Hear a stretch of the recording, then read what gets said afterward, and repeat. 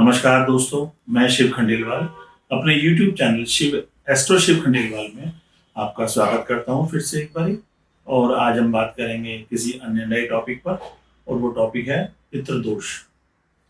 पितृदोष एक महत्वपूर्ण विषय है जिसके बारे में हमें पूरी जानकारी होनी ही चाहिए जीवन में।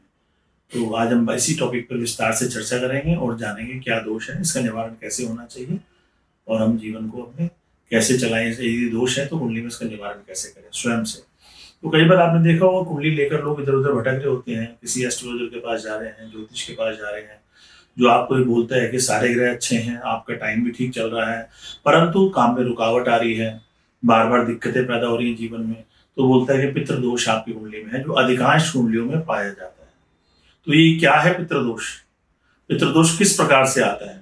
कौन सी प्रेत आत्माएं हैं, कौन से हमारे पितृ हैं जिनके कारण दोष उत्पन्न हो रहा है? आज हम जानेंगे। इसके हिसाब से हम देखते हैं पितृदोष के विषय में। आज मैं अपने अनुभव से आपको बता सकता हूं मैं कि यदि कुछ हमारे जीवन में घटनाएं घटित हो रही हैं तो ये उनका इंडिकेशन होता है कि ये दोष आपकी कुंडली में आया हुआ है।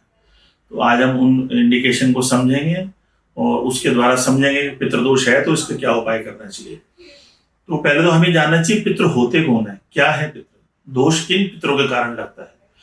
दोस्तों, पितृ दोष लगता है जो अतृप्त आत्माएं जाती हैं उनके द्वारा पितृदोष लग जाता है। तो अतृप्त आत्माएं या तो जायदाद के झगड़ों के कारण अतृप्त रहती हैं, झगड़े चलते रहते हैं, उनकी मृत्यु हो जाती है और वो असंतोष रहता है उनके जीवन में, वो चली जाती हैं। या कोई घर में कुआरा रह जाए और कुआरा ही उसकी मृत्यु हो जाए तो भी पितृदोष आ जाता है। या असमय मृत्यु हो जाए, अकाल मृत्यु हो जाए तो भी पितृदोष लग जाता है। ऐसे दोष होने पर बार बार संकट या विघ्न बाधाएं जीवन में आती रहती हैं। तो जब तक इनका निवारण नहीं करेंगे जीवन सुचारू रूप से नहीं चल पाता। अनेक प्रकार की हमारे आगे प्रोग्रेस में, डेवलपमेंट में बहुत तरह की हमने देखा है, हमने पाया, अनुभव के आधार पर काफी दिक्कतें आती हैं। तो हम जाने करेंगे कि किस कारण से ये हमारे जीवन में इंडिकेशन आता है कि पितृदोष आ गया है हमारे जीवन में। तो उनके लक्षण क्या होते हैं? सबसे पहले है कि खाने में बाल निकलता है। घर के किसी भी सदस्य के खाने में बार बार बाल आ जाता है। अभी कहां से बाल आया है इसका कोई कारण नहीं हो सकता। आप रेस्टोरेंट में जाएंगे वहां भी बाल आ जाएगा। तो ये एक इंडिकेशन है, ये इसको समझें, आप इसको इग्नोर ना करें। और दूसरा होता है हमारे घर से, हमारे दुकान से किसी भी स्मेल का आना, दुर्गंध या सुगंध।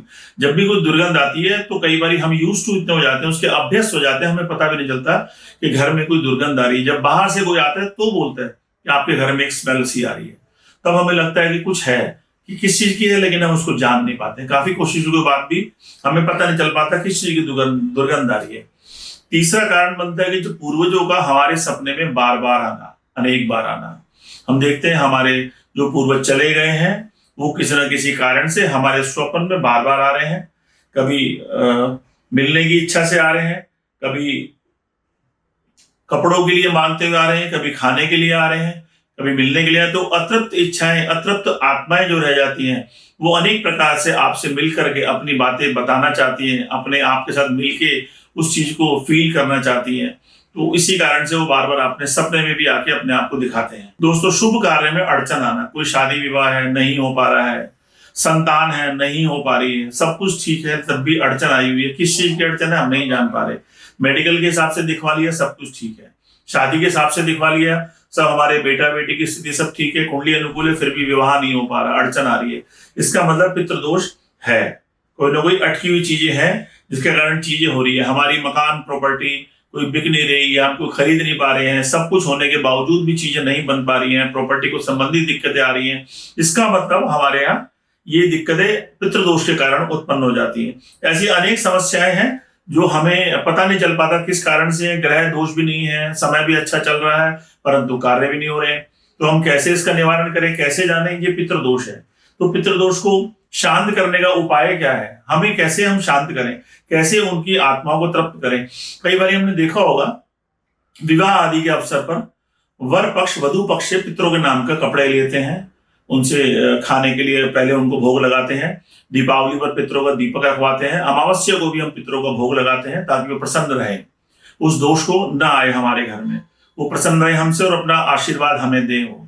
तो जब कभी भी हम उनको भूल जाते हैं तो आत्माएं याद दिलाने के लिए, अतृप्त आत्माएं हमें याद दिलाने के लिए तरह तरह के इंडिकेशन देती है हमारे जीवन में।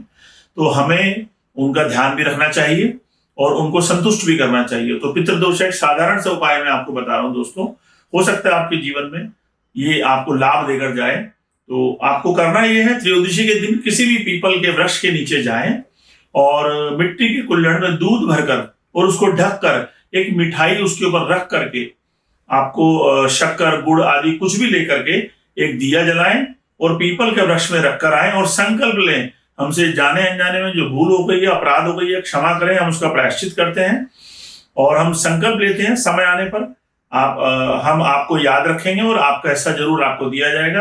हमारा कार्य सिद्ध करें, हमारे अटके हुए काम पूर्ण करें। तो ऐसा किए जाए, अपनी भाषा में अपने अनुसार अपनी भावनाओं के साथ करें और अगले दिन उस दिन आपने वापस आकर के ब्राह्मणों को, कुल पुरोहित को भोजन कराएं, यथाशक्ति दान दक्षिणा और वस्त्र आदि दे के संतुष्ट करके भेजें। तो मुझे लगता है इस उपाय के द्वारा आप जीवन में पितृदोष की शांति करा सकते हैं। अन्य उपाय भी हैं जो वेदों में निहित हैं और हमारी पुस्तकों में भी लिखी हुई हैं, वो भी करे जा सकते हैं, पर ये बहुत सहज और सरल उपाय है जो आप स्वयं कर सकते हैं, स्वाभाविक उपाय है। तो दोस्तों मैं चाहूंगा इसका आप लाभ लें और पितृदोष को शांत करें। तो ये था हमारा आज का विषय जिसके बारे में हमने चर्चा करी और आपको विस्तार से बताया। उम्मीद करता हूं कि आपको ये पसंद आया होगा और ऐसी ही अपडेट्स के लिए आप हमसे जुड़ना चाहते हैं तो हमारे चैनल को सब्सक्राइब करें और नीचे बेल आइकन को प्रेस करें। धन्यवाद।